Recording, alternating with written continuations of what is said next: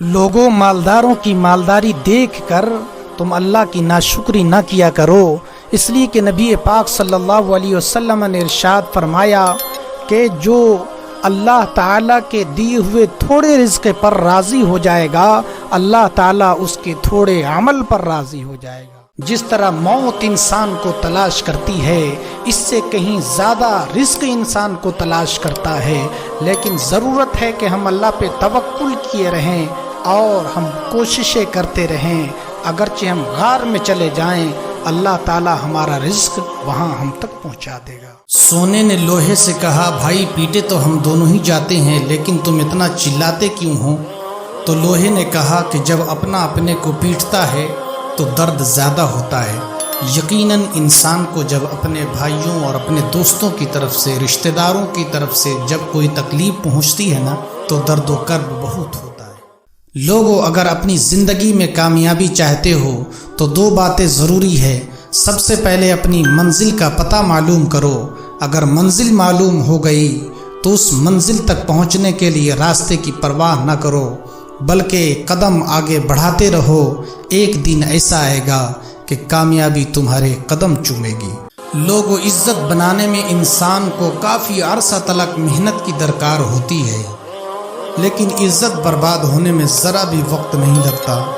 अगर आप अपने समाज और अपने माशरे में इज्जत चाहते हैं तो आप किसी भी काम को करने से कबल बार बार उसके बारे में गौर व फिक्र करें, फिर अमल में लाएं, इसलिए कि हल्की सी खता इज्जत को मिट्टी में मिला सकती है। दूसरों से कोई ऐसी बात न कह दें जिससे उसका दिल टूट जाए, वरना दिल तोड़ने वाले जन्नत की खुशबू से भी महरूम रहेंगे। लोगों, अपनी ज़ुबान से किसी को ऐसी बात न कहें जिससे उसका दिल ज़ख्मी हो जाए, इसलिए कि जिस्म का ज़ख्म तो इलाज के ज़रिए ठीक हो जाता है, भर जाता है, लेकिन दिल का ज़ख्म नहीं भरता, बराबर वो तरोताज़ा ही रहता है।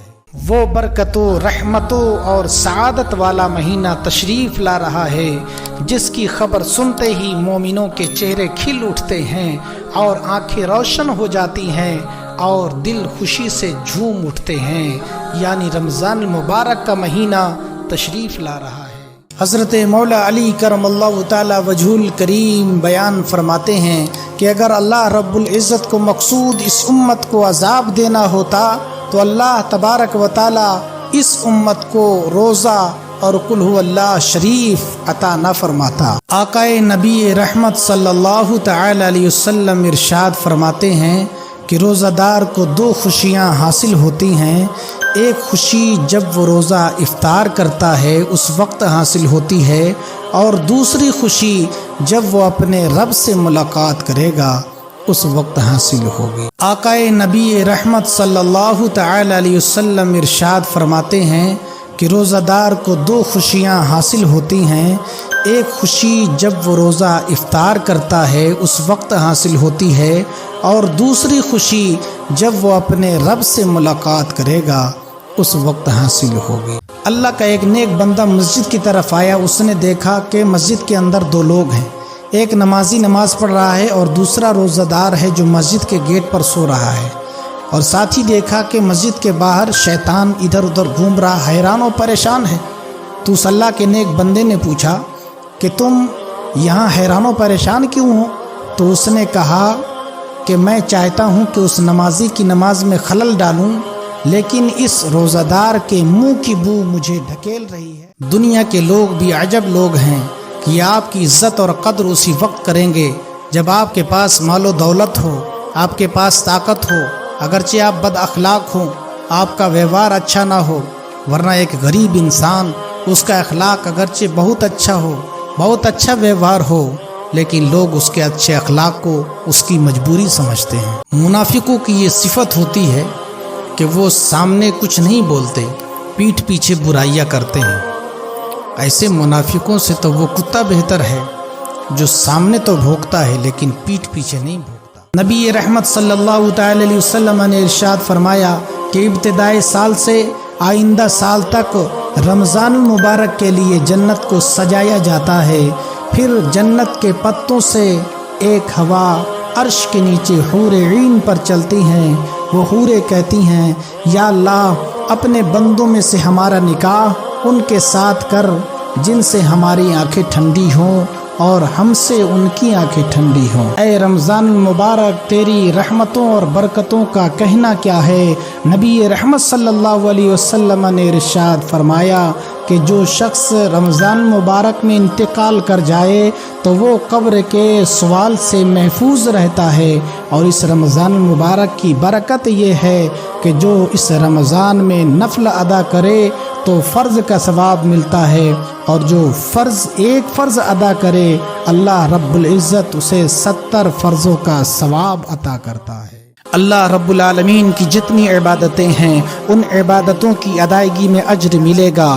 زکوٰۃ ادا کریں گے اجر ملے گا، نماز پڑھیں گے اجر ملے گا، حج کی ادائیگی کریں گے اجر ملے گا، اور صدقات و خیرات کریں گے اجر ملے گا۔ لیکن روزہ ایک ایسی اہم عبادت ہے کہ اجر ہی نہیں بلکہ صاحب اجر مل جاتا ہے۔ اللہ رب العزت نے فرمایا الصوم لی وانا اجزا بہ، روزہ میرے لیے ہے اور میں خود ہی اس کی جزا ہوں، اور جس کی جزا رب العالمین ہو تو اسے اجر کی ضرورت نہیں، جنت کی ضرورت نہیں، بلکہ ایسے بندوں کے قدموں میں اللہ تعالی جنت کو ڈال دیتا ہے۔ یاد رکھو، اگر آپ کا بچہ اپنے دین و مذہب کو نہیں جانتا، ایمان و عقیدے کا علم نہیں رکھتا اور کلمہ روزہ نماز نہیں جانتا تو ایسے بچوں کا ایڈمیشن غیر مسلموں کے اسکول میں نہ کرائیں، ورنہ آپ کا بچہ آپ کے پاس سے اگرچہ خالی ذہن جائے گا، لیکن جب واپسی ہوگی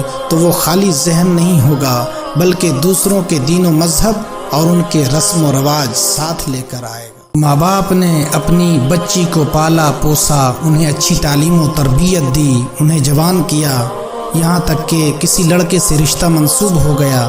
اب شادی کے بعد کسے آرام اٹھانا ہے، لڑکے کو یا والدین کو؟ آپ کا جواب ہوگا لڑکے کو اٹھانا ہے۔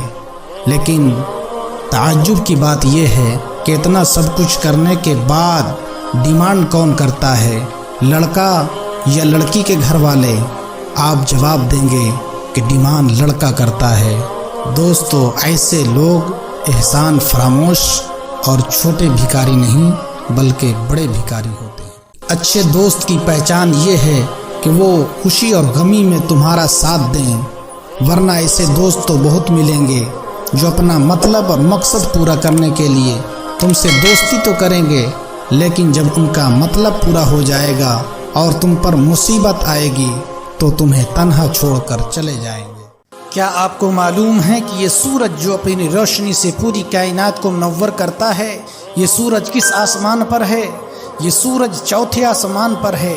یہ سورج چوتھے آسمان پر رہ کر زمین والوں کو جھلسا دیتا ہے، تو اس محشر کے دن کا عالم کیا ہوگا، اس کی تپش کا عالم کیا ہوگا کہ جب سورج سوا نیزے سے بھی قریب آ